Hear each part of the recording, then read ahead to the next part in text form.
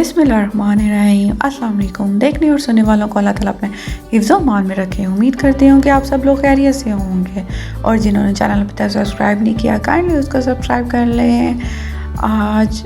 अभी ने मुझे काफ़ी दिनों से बल्कि कह रही थी कि मम्मा कटलेट्स बना दें। अभी मेरी बहुत शौक से खाती है और अरीश भी ना टेस्ट कर लेती है क्योंकि इसके अंदर नमक मिर्च बहुत ज़्यादा लाइट होती है ना, इसलिए मैं कहा चलो आज मैं बच्चों को बना दूँ, बच्चे चलो शौक से खा लेंगे। इसलिए मैंने तकरीबन 6 या 7 दरमियाने साइज़ के आलू को ना बॉयल कर लिया था और हाफ़ चेस्ट पीस को भी ना इसके साथ ही ना मैंने बॉयल कर लिया था। मैंने इकट्ठे ही ना प्रेशर में इनको वेट लगा लिया था 10 मिनट का, क्योंकि गैस का तो इशू रहता ही है। तो मैं कहा चलो मेरा जल्दी हो जाएगा।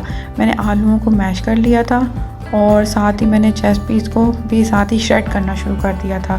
अगर आपने श्रेड ना हो करने का दिल करे तो लास्ट टाइम जैसे मैंने आपको बताया था कि कटिंग बोर्ड पे भी कटिंग भी तो कर सकते हैं ना इसकी, उस तरह भी कटिंग कर करके ब्रीक चॉप करके वो भी डाल सकते हैं। तो मैंने हाफ़ चेस्ट पीस लिया था, लेकिन मैंने उससे भी हाफ़ डाला था, हाफ़ चेस्ट पीस को भी हाफ़ डाला था क्योंकि वो मुझे चिकन ना ज़्यादा लग रहा था, क्योंकि पोटैटो कम बॉयल किए हुए थे ना, तो इसलिए।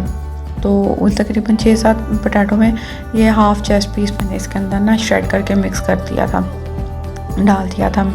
और मैंने तो मैशर से पोटैटो मैश किया था। अगर आपका दिल करे तो आप इसको कद्दूकश से वो भी कर सकते हैं, कद्दूकश भी कर सकते हैं। इसके अंदर मैंने पोटैटो बॉयल करते हुए मैं लाजमी ना थोड़ा सा नमक डालती हूँ, तो मैं नमक भी थोड़ा सा कम ही रखती हूँ क्योंकि बाद में ज़्यादा ना हो जाए। और थोड़ी सी काली मिर्च डलेगी। ये बहुत इजी बहुत आसान रेसिपी है कि बच्चों को लंच बॉक्स में भी दे सकते हैं। बहुत इजी, बच्चे बहुत ज़्यादा खुश होकर खाते हैं और उनको अच्छा भी लगता है।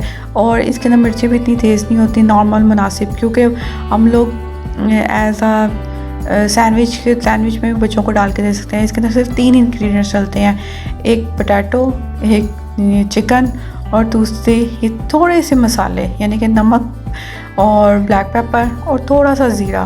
अगर दिल करे तो जो पिसा हुआ ज़ीरा वो भी डाल सकते हैं। मैंने इसके अंदर साबुत ज़ीरा डाला, बस ये 3 चीज़ों से ये बहुत टेस्टी और बहुत इजी, बहुत झटपट बनने वाली ना रेसिपी है।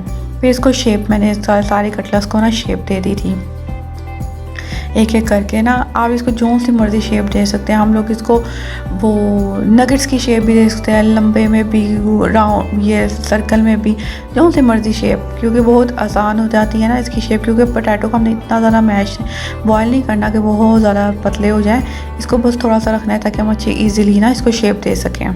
कबीर से तो बिल्कुल भी सब्र नहीं हो रहा था, वो कही थी मामा मुझे जल्दी से फ्राई करके दे दें, क्योंकि उसको बहुत टेस्टी लगते हैं ना और उसको बहुत ज़्यादा पसंद है। मैं कहा बस बेटा हो गया। फिर मैंने जल्दी से उनको शेप दे ली और फिर मैंने कॉर्नफ्लावर लिया, एग का इस्तेमाल नहीं किया। आजकल की महंगाई के दौर में एग तो और आसमानों पे पहुंचा हुआ है और वैसे भी ज़रा थोड़ा सा डिफरेंट का रेसिपी हो जाती है। मैंने 3 टेबलस्पून कॉर्नफ्लावर लिया और पानी इसके अंदर डाल के इसको अच्छी तरह मिक्स कर लिया। जितना अंडा महंगा है वो तो अब हम हर चीज़ में डाल नहीं सकते, और वैसे भी कॉर्नफ्लावर डालने से इतने क्रिस्पी इतने टेस्टी हो जाते हैं जिसकी कोई इंतहा नहीं, मैं आपको क्या बताऊं। मैंने फिर कॉर्नफ्लावर को अच्छी तरह मिक्स किया और सारे जो कटलेट्स है उनको मैंने डिप करके फ्राई करना शुरू कर दिया था। एक एक करके ना मैंने सारा डाला था। ज़्यादा पतला नहीं करना, थोड़ा सा कॉर्नफ्लावर को थिक रखना है और चूल्हा भी मुनासिब रखना, ज़्यादा तेज़ नहीं रखना। जो मीडियम आंच पे ना आप सारे कटलेट्स डालने हैं।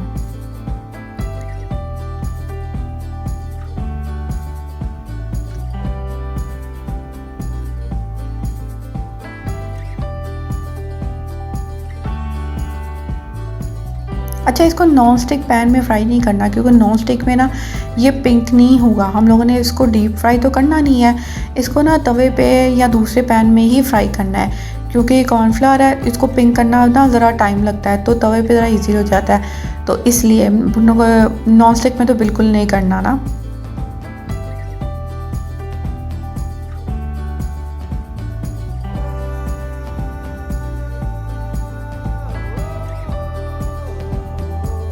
अभी देखें ना, थोड़ा सा मैंने किया तो लाइट सी इसकी शक्ल निकली थी, लेकिन ये है कि इसको आहिस्ता आहिस्ता ना इसकी थोड़ा सा आग भी ज़रा बैलेंस रखनी पड़ती है, क्योंकि आजकल जो गैस की सूरत हाल है बहुत घर में तंग करती है गैस इतनी ज़्यादा जिसकी कोई इंतहा नहीं।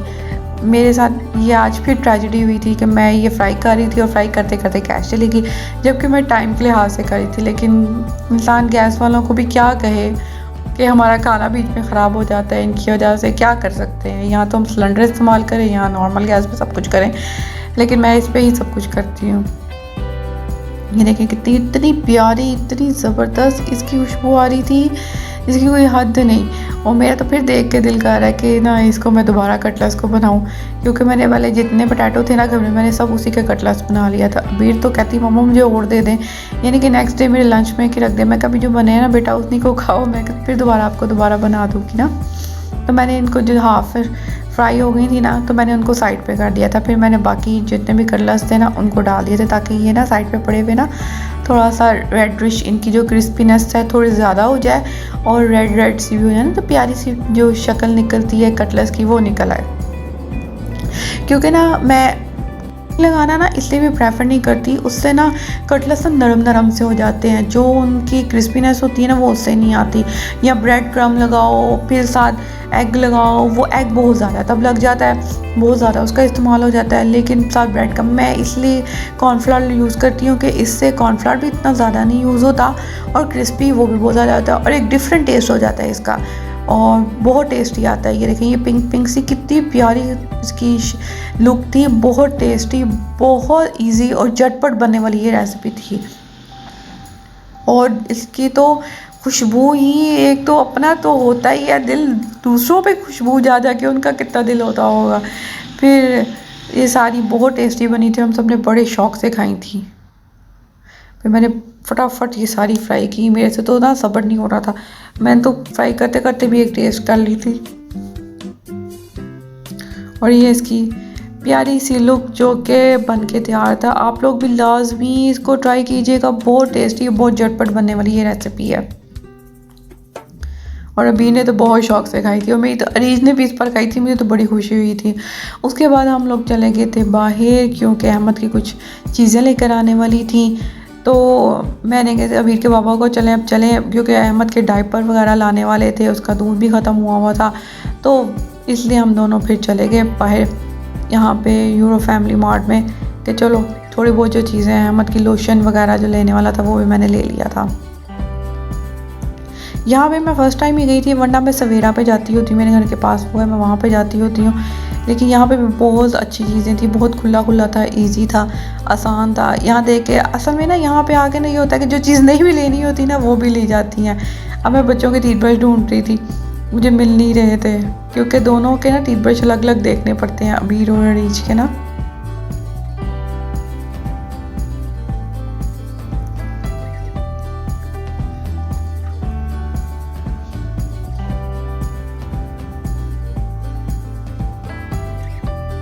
मुझे यहाँ पे ना दूध नहीं मिल रहा था कि कहाँ पे है ना 1 नंबर का ना वो।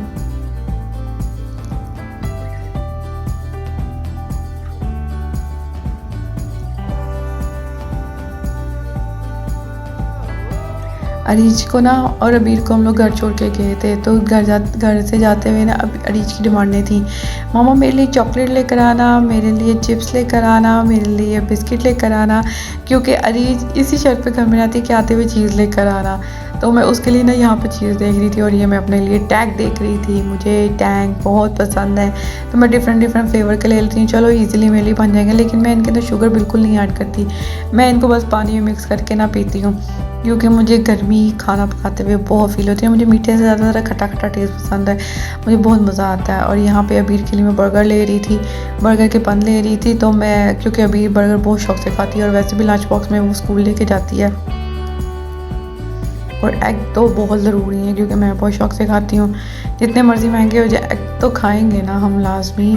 फिर घर की छोटी मोटी चीज़ें, मेरा लाइटर ख़त्म हुआ था और भी छोटी मोटी चीज़ें थी जो लेने वाली थी, वो नीचे हम लोग यहाँ पे इसके स्टेयर्स उधर कर आए थे। बड़ा अच्छा बड़ा नाइस था ना यहाँ पे माहौल, एटमॉस्फेयर, चीज़ें सारी अच्छी अच्छी मिल गई थी।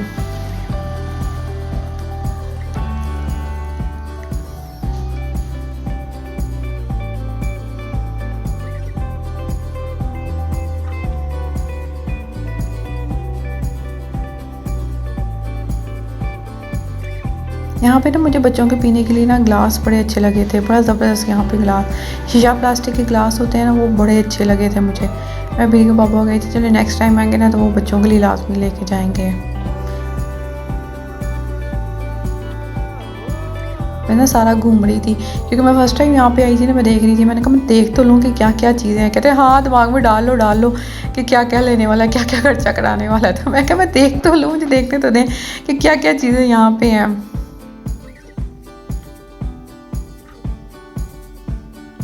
बच्चों के टॉयज, कार, बर्तन, क्रॉकरी, हर तरह का नॉन स्टिक वगैरह, हर तरह का बर्तन था यहाँ पे ना।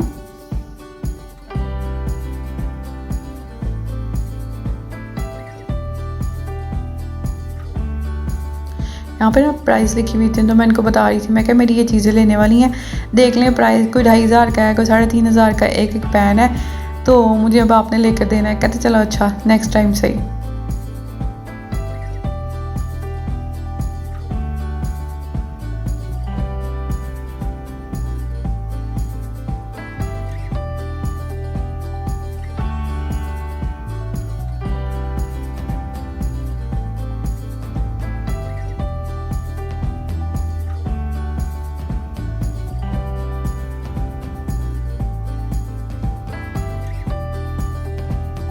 मेरा ना चिमटा टूट गया था, मैं बड़ी मुश्किलों से ना वो एक चम्मच के साथ उल्टा पलटा रही थी, तो मैं वो कह रही थी, मैं कहा मुझे भारी वाला चिमटा चाहिए, बार बार नहीं मैं ले सकती, क्योंकि चिमटे के बगैर मेरा तो बहुत मुश्किल हो जाता है। और यहाँ पे तो आर्टिफिशियल प्लांट्स, सीनरीज वगैरह लगी हुई थी, नहीं भी लेनी थी, लेकिन फिर भी हमने एक आधी यहाँ से ये 2-3 प्लांट्स ना ले लिए थे, छोटे छोटे से पौधे ना डेकोरेशन के लिए ले लिए थे, बड़े अच्छे लगते हैं। और उसके बाद मैंने अमीर के बाबू का था मुझे फ़लूदा पिलाए, मैंने फ़लूदा पिया, उन्होंने ये दूध जलेबी पी, मैं नहीं पीती। ये था मेरा आज का छोटा सा व्लॉग। उम्मीद करती हूँ कि आपको पसंद आया होगा। दुआ में याद रखिएगा। टेक केयर, अल्लाह हाफिज़।